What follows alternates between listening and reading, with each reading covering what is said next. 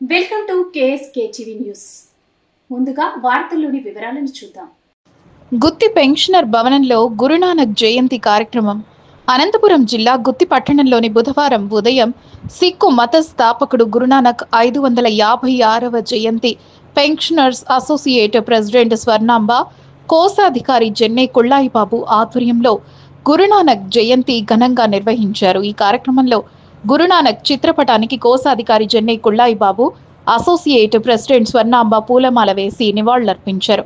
వక్తలు మాట్లాడుతూ గురునానక్ జయంతి మొదటి సిక్కు గురువు గురునానక్ పుట్టినరోజును ఒక పండుగగా జరుపుకునే రోజు. ఈ పండుగను గురునానక్ ప్రకాష్ ఉత్సవ్, గురు నానక్ దేవ్జీ గుర్పురబ్ అని కూడా పిలుస్తారు. అత్యంత ఉన్నతమైన గురువుల్లో ఒకరైన గురునానక్ దేవ్ సిక్ మత స్థాపకుడు. సిక్కు మతంలో ఎక్కువగా జరుపుకునే ఉత్సవాలు 10 మంది గురువుల వార్షికోత్సవాలకు సంబంధించినవి.